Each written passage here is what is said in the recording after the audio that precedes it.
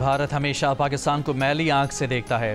फितने खवारिज और दूसरे दहशतगर्द ग्रुप अपने नापाक अज़ाइम के हसूल के लिए कोशा हैं। पाकिस्तान के अवाम और मुसल्लह अफवाज मिलकर इन अज़ाइम को नाकाम बना देंगे। सदर जरदारी का यौम पाकिस्तान की परेड से खिताब। सदर आसिफ अली जरदारी ने कहा कि 5th जनरेशन वॉरफेयर एक अहम चैलेंज है। मुल्क में नफरत और मायूसी फैलाने की कोशिशों को भी नाकाम बनाना होगा। हमसाया मुल्क और आलमी बरादरी से मजबूत ताल्लुक़ रखने के ख्वाहिशमंद हैं।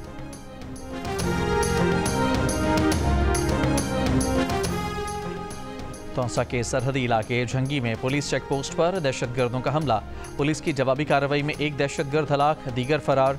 DPO के मुताबिक दहशतगर्दों के रॉकेट हमले से कोई जानी नुकसान नहीं हुआ। पुलिस ने थर्मल कैमरों की मदद से दहशतगर्दों का मुकाबला किया। IG खैबर पख्तूनख्वा पुलिस जुल्फ़िकार हमीद का वज़ीर आला अली अमीन गंडापुर को ख़त। सूबों को हार्ड एरिया करार देने का मुतालबा। कहा KP को हार्ड एरिया करार देकर पुलिस की तनख्वाहें बलूचिस्तान पुलिस के बराबर की जाएं। तनख्वाहों में वाज़ेह फ़र्क पुलिस में बेचैनी और अदम इत्मीनान पैदा कर रहा है। खैबर पख्तूनख्वा में पुलिसिंग इतनी ही मुश्किल और चैलेंजिंग है जितनी बलूचिस्तान में है। KP पुलिस ज़्यादा कुर्बानियाँ दे रही है। दीगर सूबों के मुकाबले में तनख्वाहें कम हैं। फैसले से सालाना माली बोझ 2 अरब रुपये से ज़ायद आएगा।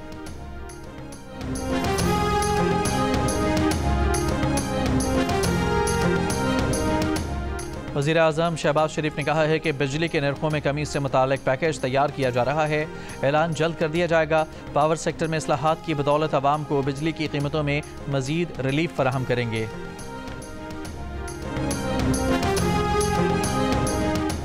कराची के इलाके कोरंगी उस्मान टाउन में फायरिंग से उसामा नामी शख्स जान बहक। SSP कोरंगी के मुताबिक उसामा को कज़न मुलज़िम फ़हद ने दोस्त के साथ मिलकर कत्ल किया। वाक़या दुश्मनी का नतीजा है। फायरिंग के वाक़े में 12 साल का बच्चा भी ज़ख्मी हुआ। कराची के दीगर इलाकों में फायरिंग से 3 अफराद ज़ख्मी। शफीक मोड़ के करीब गारमेंट फैक्ट्री की लिफ्ट गिरने से एक शख्स जान बहक।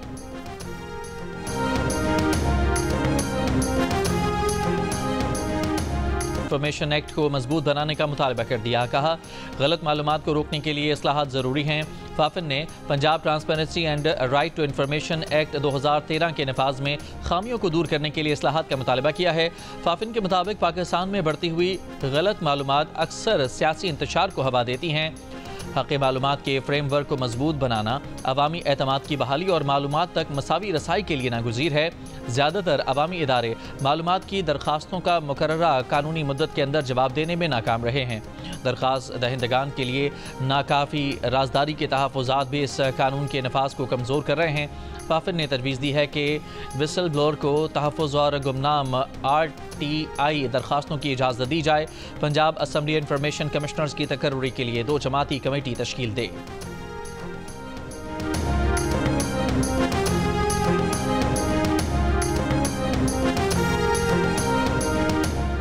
पंजाब जून 2024 से दरियाए सिंध में कैनाल बनाना चाहता है। हमने रोका हुआ है।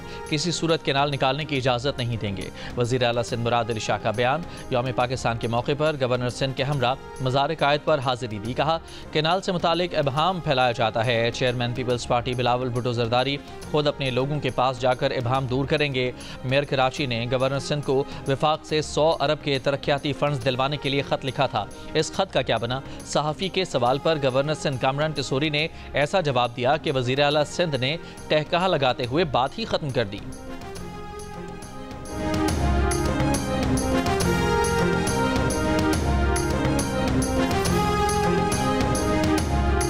चीफ मिनिस्टर साहब मौजूद हैं और मेयर कराची पीपल्स पार्टी से जिनका ताल्लुक़ है, उन्होंने 100 अरब के लिए मुझे ख़त लिखा है। लेकिन मैं CM साहब से कहूँगा कि 50 अरब आप डालें तो बाकी 50 के लिए मैं बात करता हूँ। चलती रहती है कि मेयर साहब की गवर्नर साहब की ये इसी हद तक है। गवर्नर KP फैसल करीम कुंडी ने कहा है कि अफगानिस्तान की सरजमीन पाकिस्तान के खिलाफ इस्तेमाल हो रही है। हमने कई बार अफगान हुकूमत को ये बात बावर कराई है। अमेरिका का छोड़ा हुआ असलहा अब शिद्दत पसंदों के पास है। पेशावर में प्रेस कॉन्फ्रेंस करते हुए कहा कि रियासत से बात रियासत करती है। महकमा खारजा का सूबे के कोई TOR नहीं गए।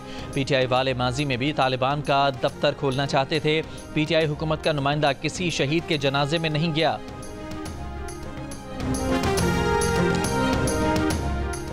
मुशीर इत्तलात KP बैरिस्टर मोहम्मद अली साहब कहते हैं कि अमरीकी वफ्द अफगानिस्तान बातचीत के लिए पहुंच चुका है। हमारी जाली वफाकी हुकूमत अफगानिस्तान से बातचीत के लिए तैयार नहीं। वफाकी हुकूमत ना खुद अफगान मुज़ाकरात के लिए तैयार है, ना हमें करने देती है। अमरीका अफगानिस्तान से बातचीत कर सकता है तो हमारे वफाकी हुकूमत क्यों नहीं कर सकती। कोयटा से अंदरूनी मुल्क के लिए ट्रेन सर्विस की बहाली के इंतजामात मुकम्मल हैं। डिविजनल सुपरिटेंडेंट रेलवेज इमरान हयात का कहना है कि सिक्योरिटी क्लियरेंस का इंतजार है। 26 मार्च को वफाकी वजीर रेलवे कोयटा आएंगे, जिसके बाद ट्रेन सर्विस की बहाली का फैसला किया जाएगा। सदर ममलिकत का मुसल्लह अफवाज के जवानों और अफसरान के लिए फ़ौजी एजाज़ात का ऐलान। ISPR के मुताबिक पाक फ़ौज, फ़िज़ाइया और बहरिया के 764 जवानों और अफसरान के लिए फ़ौजी एजाज़ात का ऐलान किया गया। 2 जवानों और अफसरान को सितारे बसालत, 227 के लिए तमगा बसालत का ऐलान किया गया। 82 जवानों और अफसरान को इम्तियाजी असनाद का ऐलान किया गया। 185 अफसरान और जवानों के लिए chief of army staff commendation cards का ऐलान किया गया। 23 जवानों को हिलाल इम्तियाज़ मिलिट्री, 112 के लिए सितारा इम्तियाज़ मिलिट्री का ऐलान किया गया। 133 जवानों और अफसरान को तमगा इम्तियाज़ मिलिट्री दिए जाएंगे।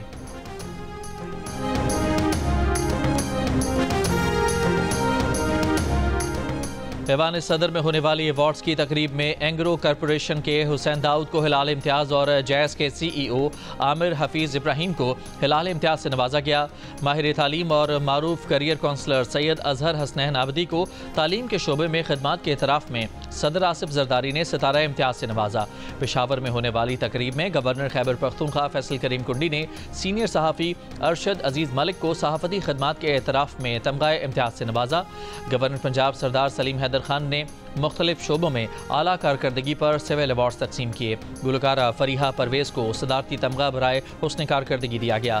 गवर्नर हाउस कराची में गवर्नर सिंध कामरान टिस्सोरी ने ज़िंदगी के मुख्तलिफ शोबों से ताल्लुक़ रखने वाली 12 शख्सियात को एजाज़ात दिए। गवर्नर हाउस कोयटा में कायम मुकाम गवर्नर अब्दुल खालिक अचकज़ई ने नुमाया खिदमात अंजाम देने वाली शख्सियात में अवार्ड्स तकसीम किए।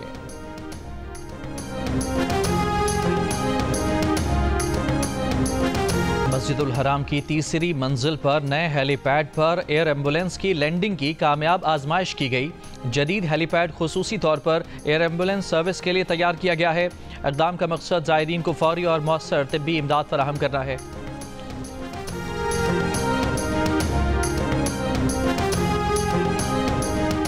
पेरिस में मुलजिम का ताक़ुब करने वाली पुलिस की गाड़ियां टकरा गईं। हादसे में 9 पुलिस एहलकारों समेत 13 अफराद जख्मी। मुलजिम को हिरासत में ले लिया गया। पहले तेज़ रफ्तार मुलजिम की गाड़ी रुकावट से टकराई तो पीछा करती पुलिस कार मुलजिम की गाड़ी से जा टकराई। पुलिस एहलकार मुलजिम को पकड़ने उतरे तो पीछे से आती दूसरी पुलिस गाड़ी पहली गाड़ी पर जा चढ़ी। इसके बाद एक शहरी की गाड़ी भी टकरा गई।